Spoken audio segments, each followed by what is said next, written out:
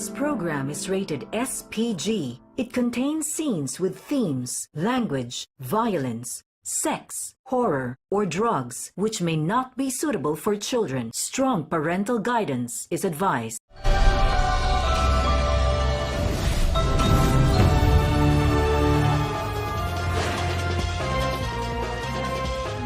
Ay, nakadapa si Mamang Guard. Ayun, ayun. Hulikam ang pagpalag ng gwardyang yan sa mga holdupper sa isang tindahan sa prutas sa Makati. Nagkabarilan pa ang gwardya at mga papatakas na suspect. Ang buong detalye, abangan dito sa Balitang Hali. Magandang tanghali po. Oras na para sa maiinit na balita. Lalaking nag-amok at nanakit umano ng kapitbahay sa Antipolo, arestado. Butane gas sumabog sa loob ng presinto sa San Simon, Pampanga. 7 sugatan.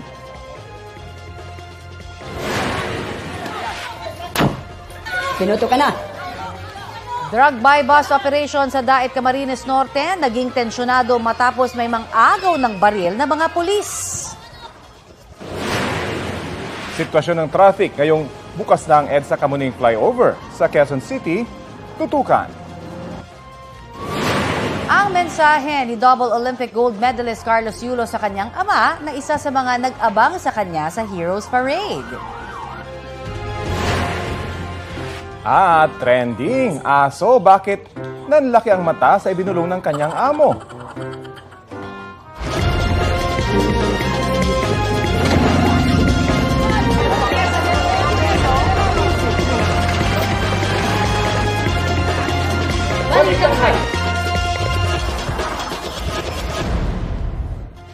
Arestado ang isang lalaki sa Antipolo, Rizal matapos mag-amok at manakit umano ng kapitbahay. Nang hulihin ng suspect na wala pang pahayag, nadatnan siyang lasing na lasing sa kanyang bahay.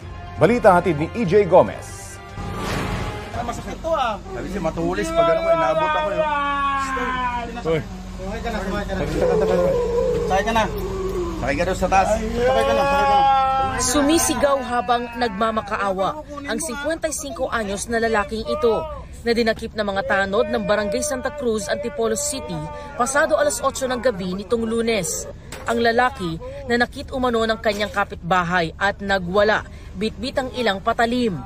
Ayon sa barangay, may dumulog sa kanila tungkol sa isang residenteng sinampal umano ng isang lasing nitong Sabado ng umaga.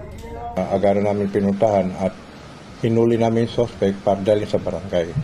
At itinuri naman sa drug test na positive sa drugs, shabu.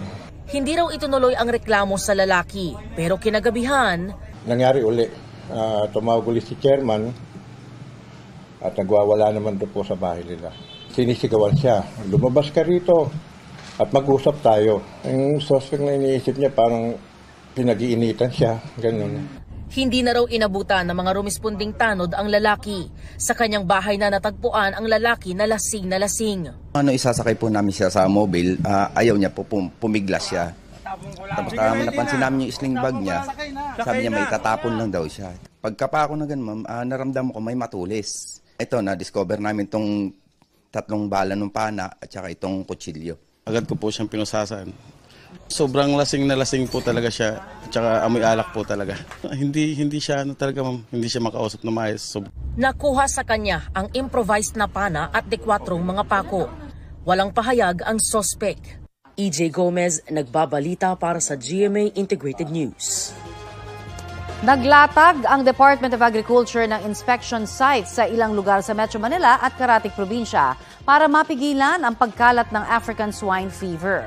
Mahigpit na iniinspeksyon ang mga sasakyan na may kargang livestock, poultry at meat products. May 4 na inspection sites sa Quezon City, kabilang po sa La Loma, na tinaguri ang lechon capital of the Philippines. Mayroon din sa Valenzuela, Laguna, Batangas at sa Cavite. Kaninang umaga, 2 closed van ang hinarang sa EDSA Balintawak dahil walang naipakitang shipping permit para sa mga ide-deliver na itlog. Isang van naman ang pinahinto kahapon sa Commonwealth Avenue dahil kulang ang dalang mga dokumento.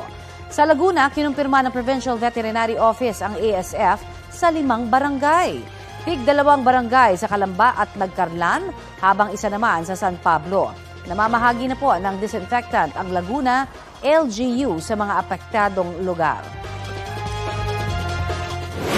Bukas na para sa mga motorista ang ni-repair na southbound lane ng EDSA Kamuning Flyover sa Quezon City. 2 buwan niyang mas maaga sa target na reopening sa Oktubre. Ayon sa MMDA at DPWH, matibay at pasok sa standard